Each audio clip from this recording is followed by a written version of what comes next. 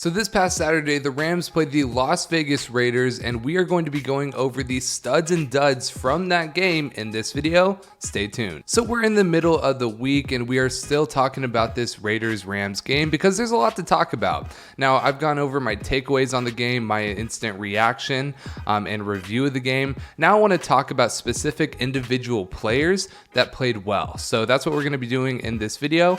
Let's get into it.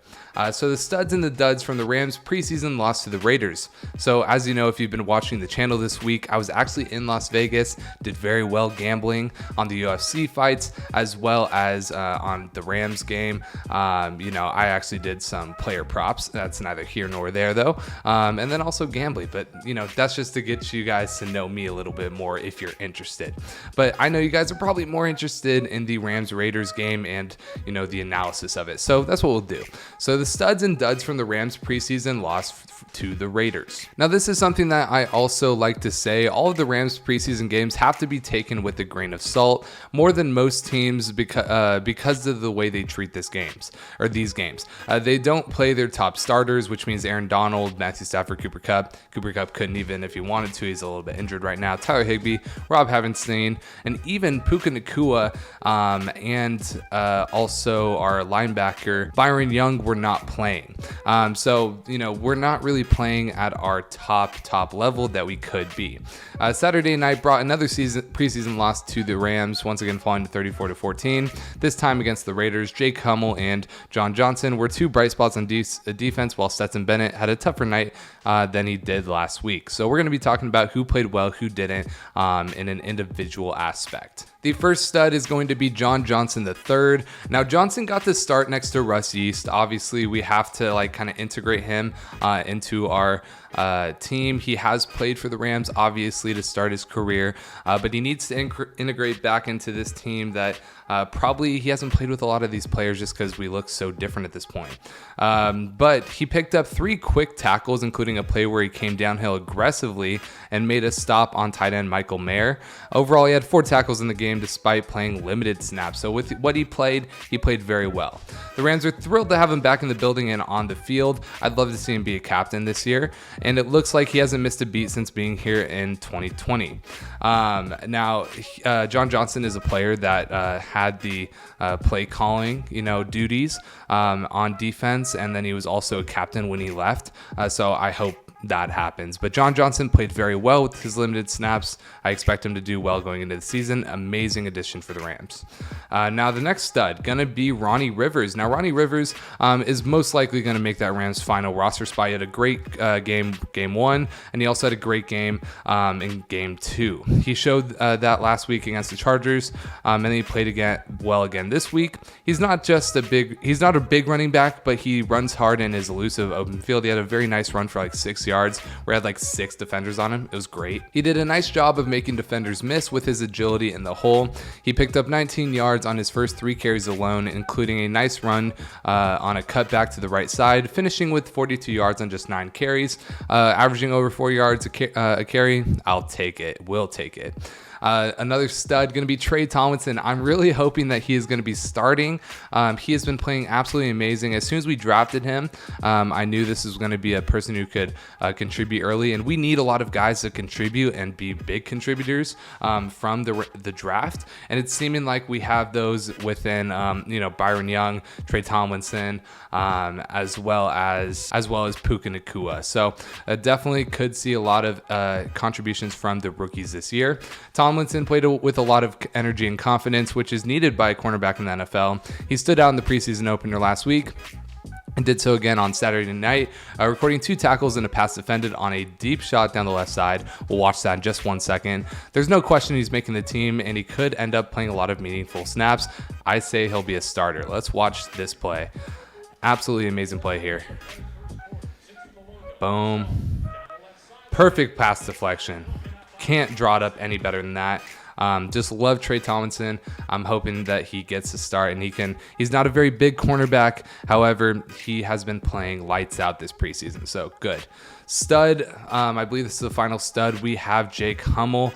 Hummel played absolutely amazing. Hummel was everywhere on defense. He was one of the 2 starting linebackers in the middle and stood out in a big way. His pick six in the first half provided a spark for the Rams when they were down 10-3, tying the game at 10 apiece, preventing the Raiders from moving the ball further down the field. He's expected to be a third linebacker on the roster and inching closer to securing a spot. Hey, if he plays well next weekend too, he could definitely get that starting position as well. So here's Coach McVay watching Jake Hummel's pick six, and I want to watch it back. He's right here. Perfect pick, leaping grab, and McVay's hyped up. We were all hyped up when we saw that. I actually was watching in Vegas when he had that interception, and I was hyped. Jake Hummel played it very well. Hope he can, maybe get the start if he continues to play well. Stud Zach Van Valkenburg, not too much to be happy about the outside linebacker position. However, Andrew Whitworth says that he's one of his favorite players on the Rams, and he gave Big Whit a lot of reasons to be excited about. He and Ernest Brown combined for a tackle on the right line of the scrimmage in the first half, and then he drilled the running back for a loss on a carry out the middle a few plays later. So he had a brief stint where he did well, but he's most likely not going to make the team, sadly. Oh yeah, and then this Davis Allen, I forgot about him. Allen only returned to practice last week, and this was his first preseason action. He was on the cusp of making the 53-man roster before this, and I think he might have secured it as long as he plays very well next week. He right off the bat, he had a touch grab down the seam for 15 yards, leaping to make the catch in traffic. He was one of Stetson Bennett's favorite targets, catching all 8 passes that were thrown his way for 53 yards, both of which led the team. His wide catch radius could be useful in the red zone. This is definitely a good gadget player to have for the Rams, especially in the red zone, like they said. Kind of a similar thing to Lance McCutcheon. Obviously, Lance McCutcheon is a wide receiver, but Davis Allen, definitely a gadget player that we want there. Dud, Tamarcus Davis. I don't really like talking about this too much because Tamarcus is not making the 53-man roster. We never really thought he would, but he did get picked apart. There was a 43-yard completion to Philip Dorsett. Davis was called for a pass interference, and then also he gave up a 40-yarder to Trey Tucker down the seam. He just did not play well, and he definitely secured his spot off the roster, sadly. Hope he picks it up and has a good NFL career, though. Dud, the defensive line. Yeah, the defensive line still not doing good. It's an undersized unit to begin with, which makes the defending the run challenging, but we don't have Aaron Donald right now, and Aaron Donald opens everything up. Yes, if he was to retire, I would not be as high on the Rams as I am right now.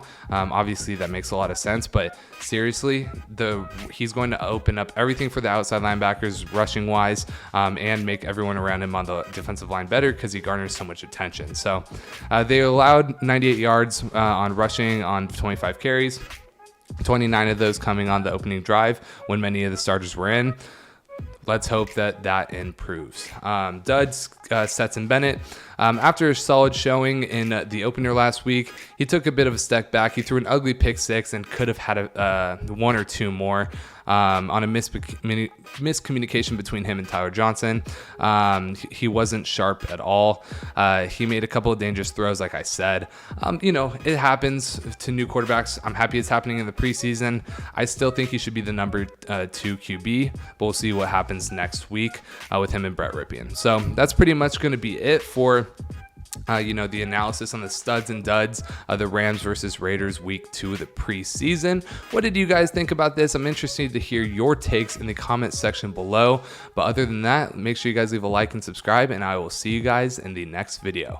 Peace.